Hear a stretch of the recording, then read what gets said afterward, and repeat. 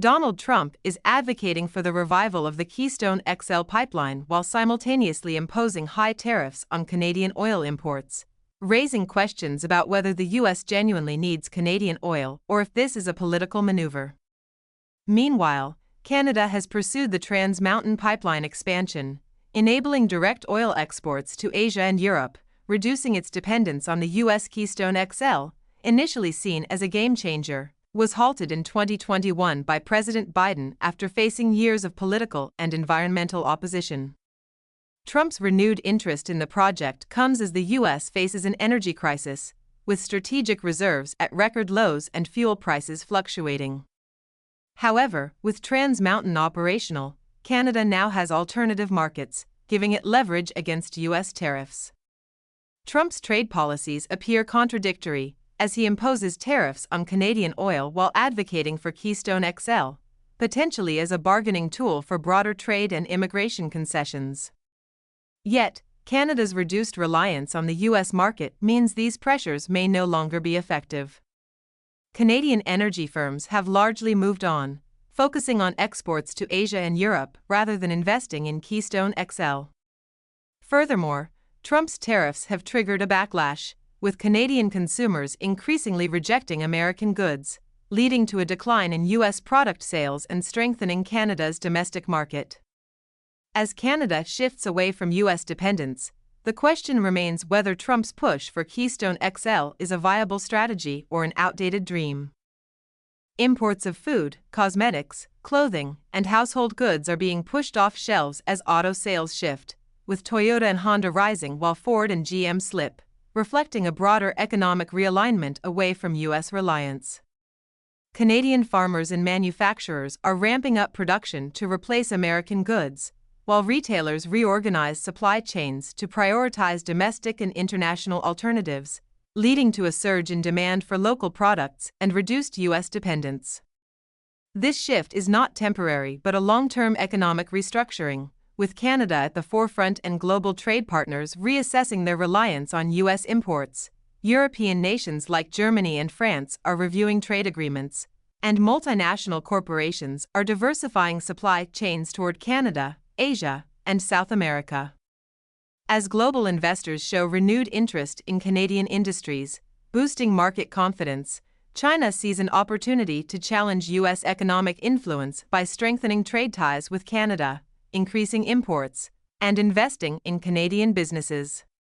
New trade deals between Canada and Asian markets are accelerating, bypassing traditional U.S. influence, while major American brands such as Coca-Cola, Apple, and McDonald's report declining revenues, and U.S. exports face sharp drops as countries seek alternative suppliers, prompting stock market analysts to warn of long-term consequences for American companies.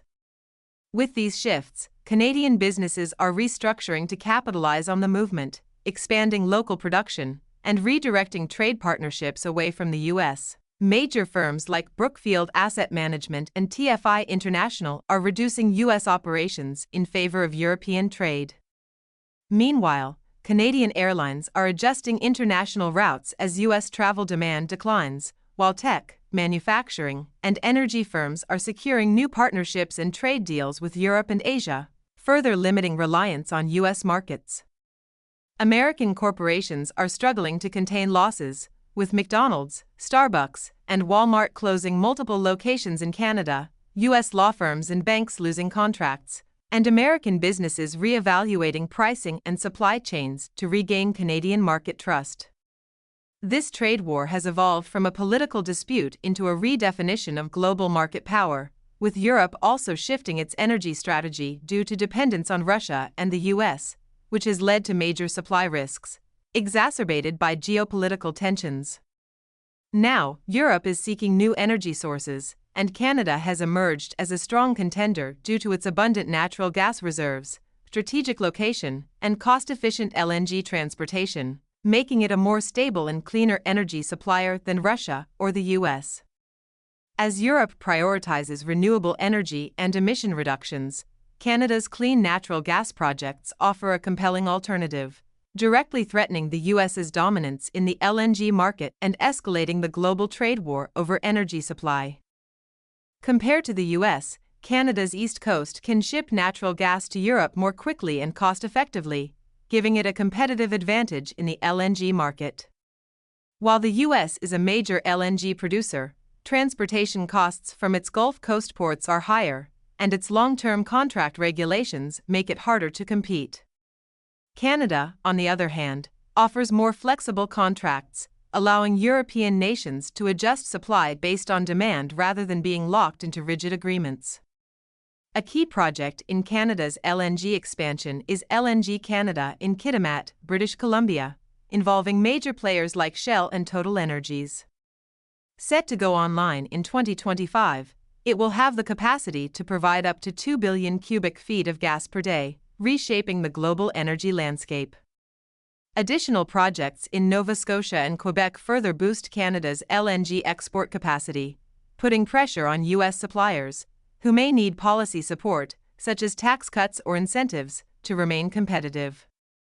As Canada's LNG sector grows, countries like Russia and those in the Middle East are also adjusting strategies to maintain market influence. This shift raises the question of whether Canada can become a global LNG superpower and how the U.S. will respond.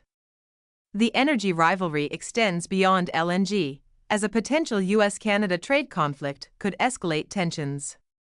In early 2025, the U.S. imposed a 25% tariff on Canadian goods, citing concerns over illegal immigration and drug trafficking. In retaliation, Canada has prepared countermeasures, including cutting crude oil exports to the U.S., which could severely impact states like Michigan and New York. Such a move would lead to skyrocketing gas prices, energy shortages, and disruptions in the U.S. supply chain, particularly in energy-dependent regions like the Midwest. Canada also threatened to stop importing U.S. alcohol, further straining economic ties. The potential crisis is not limited to North America. China, a major buyer of U.S. crude oil, is also reducing its imports, signaling broader geopolitical and economic shifts that could significantly impact global energy markets.